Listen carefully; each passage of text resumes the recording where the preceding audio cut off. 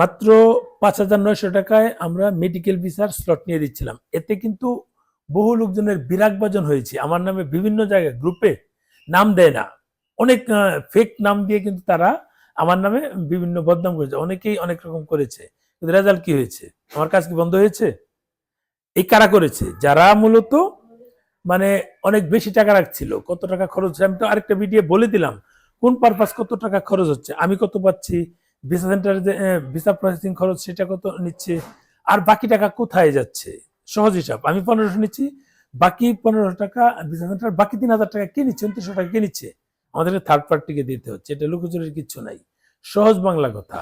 বা অনেকে ২,৫০০ টাকা নিচ্ছে, অনেকে মানে আমি তো ৫,৯০০ বলেছি, এর মধ্যে ৫,০০০ টাকায় অনেকের ফাইল নিয়েছে, ৫,৫০০ টাকা ফাইল নিয়েছি, বাকি টাকা কোথায় গিয়েছে? বুঝেন হিসাবটা। আমার তো মানে সোজা কথা, ৪,০০০ টাকা নিচে আমি কারোর কাছ থেকে স্লট নিতে পারি না।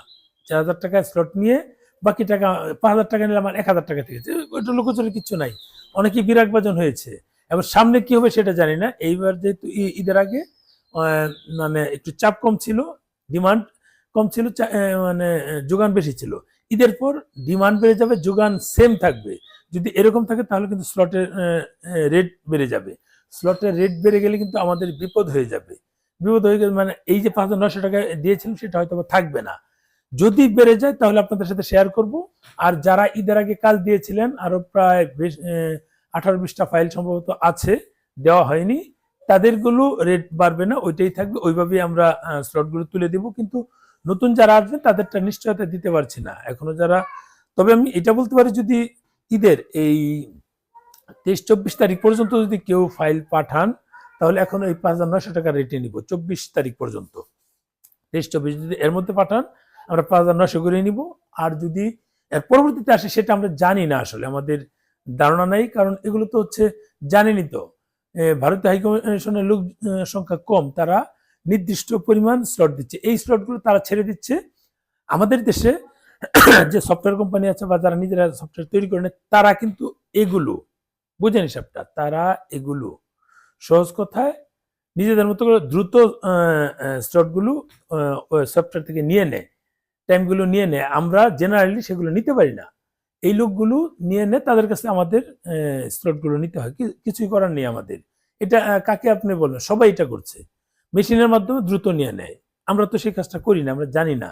মেশিনের মাধ্যমে যেহেতু দ্রুত নিয়ে নেয়, আমরা জেনারেল পিপল যারা ম্যানুয়ালি আগে নিতাম সেটা হচ্ছে না, নিতে পারছি না, বিধায় তাদের শরণাপন্ন হতে হচ্ছে।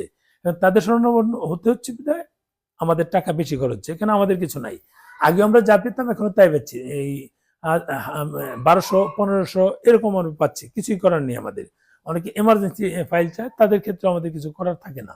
এমার্জেন্সি ফাইল অনেকে ২ মাস ২.৫ মাস বিভিন্ন জায়গায় তারা ঘুরে পায় না, এখানে এসে এমার্জেন্সি নিতে চায়, তাদেরটা তুলে দিয়েছে, তাদেরটা খরচ একটু বেশি হয়েছে। যদিও সম্প্রতি এটা এমার্জেন্সি বলতে কিছু নাই, সবই আমরা গণহারে একটা নাই নিয়েছি ৫,৯০০ করে, কারো কারো ৫,৫০০ নেওয়া হয়েছে বেশি ফাইল দিলে, ৬টা ৭টা ৮টা ফাইল দিলে, কিন্তু এটা নিয়েছি। যাই হোক, আমাদের ঈদের পর ২৪ তারিখ পর্যন্ত ২৩-২৪ পর্যন্ত আমরা ৫,৯০০ টাকায় ফাইল নেব। এরপরে সেটা জানি না, তাদের যারা আমাদের স্লট তুলে দেয় সফটওয়্যার কোম্পানি, তাদের ডিমান্ড অনুযায়ী আমাদের হয়তো বাড়তে পারে। আর যদি ইন্ডিয়ান হাই কমিশন স্লটের পরিমাণ বাড়িয়ে দেয়, এখানে জনসংখ্যা বাড়িয়ে দেয়, যেহেতু আমাদের সাথে একটা যেহেতু আমাদের নির্বাচিত সরকার এসেছে, আমাদের সাথে একটা ভালো একটা কানেক্টিভিটি এখন বাড়ছে, ওই ক্ষেত্রে যদি স্লটের পরিমাণ বাড়ায় তাহলে হয়তোবা রেট বাড়বে না। আর যদি স্লটের সেম থাকে, ডিমান্ড বেড়ে যাবে, যোগান কমে যাবে, স্লটের পরিমাণ টাকা রেট বেড়ে যাবে।